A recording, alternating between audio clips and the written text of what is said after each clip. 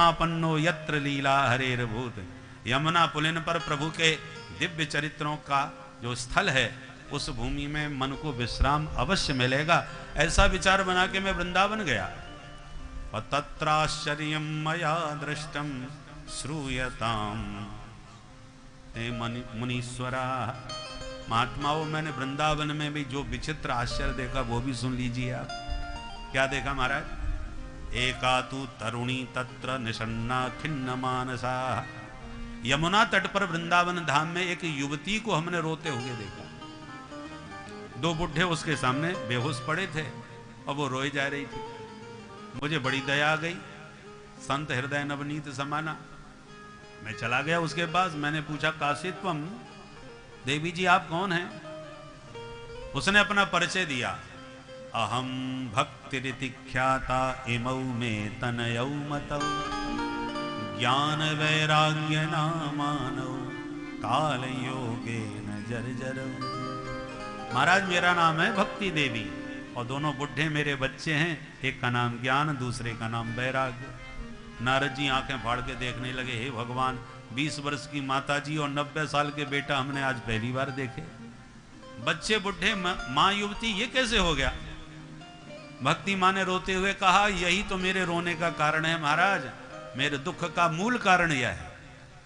अपना परिचय पूरा दो। तब भक्ति ने पूरा परिचय दिया। उत्पन्ना द्रविणे साहम वृद्धिम कर्णाटके गता। महाराज मैं दक्षिण भारत में पैदा हुई, कर्नाटक में मैं बड़ी हुई, महाराष्ट्र में मेरा बड़ा लालन पालन सत्कार हुआ, पर कई प्रदेशों में पाखंड की प्रबलता से पीड़ित होकर के मैं भागी। पर वृंदावन में आती मैं एकदम नई नवीली युवती बन गई, पर बच्चे मेरे दोनों बुढ़े हो गए। अब मेरे बच्चों का यही हाल रहा तो इदम स्थानम परित्यज्य विदेशम गम्यते मया। मैं इस ब्रज भूमि को भी छोड़ के कहीं विदेश भाग जाऊंगा। नारद जी ने क्षण भर में भक्ति मां की पीड़ा को समझ लिया। और इस कथा का संकेत क्या है? आज भी दक्षिण भारत में जो भक्ति भाव देखने को मिलता है वो अद्भुत है। दक्षिण के देवालय भी कितने भव्य और दिव्य हैं और वहां की भक्ति भी अद्भुत है। इसलिए भक्ति की जन्मभूमि है, जन्मस्थली। बड़े बड़े आचार्यों का जन्म दक्षिण में हुआ है। एक से एक अद्भुत विद्वान भी आपको दक्षिण भारत में मिलेंगे। भक्ति की जन्मस्थली। और गहराई से हम विचार करके देखें। उत्पन्ना द्रविणे, भक्ति हमारे हृदय देश में कब प्रकट होती है? जब हृदय द्रवित होता है, मन पिघलता है, पुलकित होता है। जब हृदय द्रवित हो तो समझ लो भक्ति उत्पन्न हो रही है। उत्पन्ना द्रविणे, द्रवित द्रवण देश में उत्पन्न होने का मतलब हृदय द्रवित होता है, तब भक्ति का जन्म होता है। और भक्ति पुष्ट कब होती है, बड़ी सयानी कब होती है? बोले वृद्धिम कर्णाटके गता। जब भगवान के चरित्रों को सुनते हैं, सत्संग श्रवण करते हैं, संतों के वचन श्रवण करते हैं, तो कान के द्वारा जब सत्संग हृदय में जाता है तो भक्ति पुष्ट होने लगती है, बड़ी होने लगती है। कर्नाटक है, कर्नाटक में भक्ति बड़ी हुई तो हृदय में द्रवित भक्ति का जन्म हुआ। और भगवान के चरित्रों को या सत्संग आदि का जब श्रवण करते हैं तो पुष्ट होती है भक्ति। ये भी सब सांकेतिक वर्णन है। परंतु भक्ति दुखी क्यों है? क्योंकि ज्ञान वैराग जर्जरित और मूर्छा में पड़े। आज भी समाज में यही स्थिति है।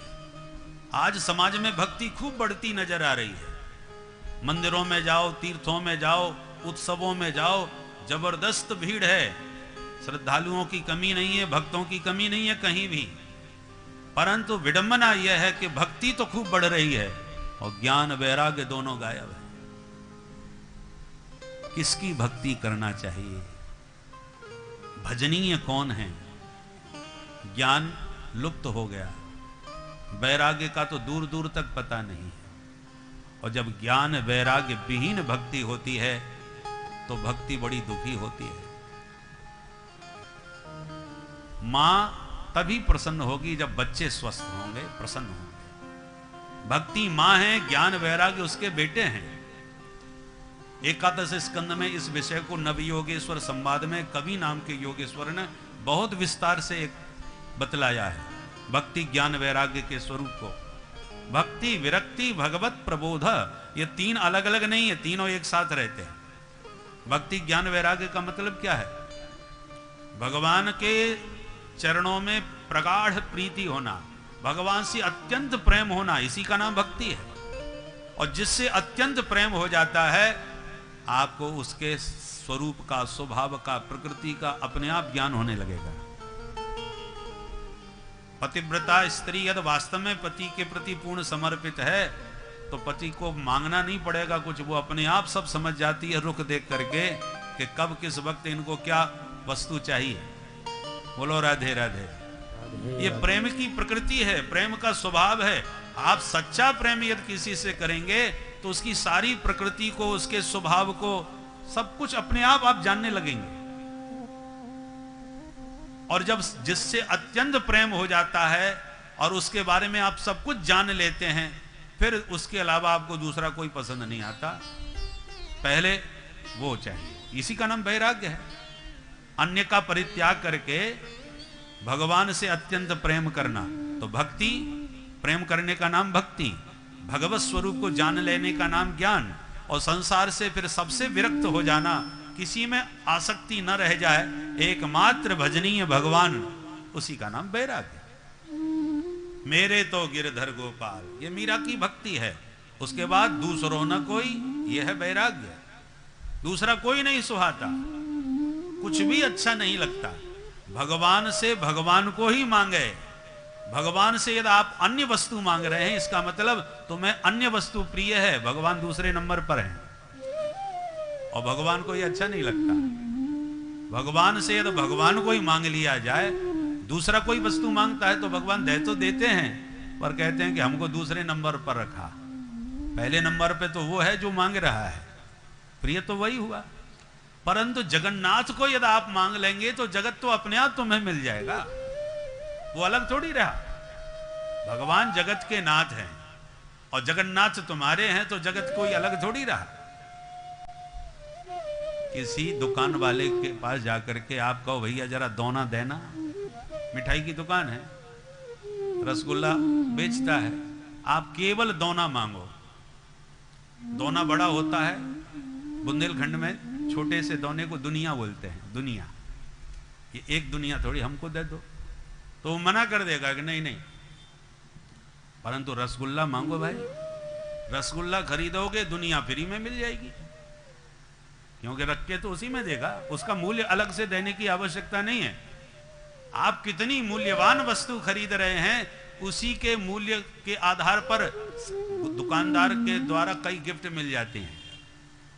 स्वर्ण आभूषण आप खरीदोगे, अब दिवाली आने वाली है, तो ऐसे दशहरा दिवाली पर जो आप कितनी मूल्यवान वस्तु खरीद रहे हैं, उसी मूल्य के अनुसार आपको गिफ्ट भी मिलेगी। उसी प्रकार भगवान को जब आप पाएंगे, भगवान को जब आप मांगेंगे भगवान से, तो ये दुनिया तो फ्री में मिल जाती है, गिफ्ट में मिल जाती है। गाय का गोबर मूत्र भी बड़ा महत्वपूर्ण होता है, मूल्यवान होता है, परंतु गाय खरीदते समय कोई गोबर का हिसाब लेता है क्या कि कितना गोबर देगी? गाय आ रही है तो गोबर तो देगी ही देगी। देखना है तो दूध दही के बारे में पूछो भाई, दूध कितना देती है। दुधारू गाय आएगी तो गोबर मूत्र तो फ्री में मिल जाएगा, उसके उस पर कौन ध्यान देता है। उसी प्रकार जब परमात्मा पर आपकी दृष्टि होगी और वही आपको अच्छे लगेंगे और उन्हीं को आप चाहने लगेंगे, तो फिर ये संसार भगवान गिफ्ट में अपने आप ही दे देते हैं। जो भगवान को भजते हैं उन्हें संसार की कमी मांगना नहीं पड़ता। बड़े बड़े संसार के सम्राट उनके चरणों में झुकते हैं।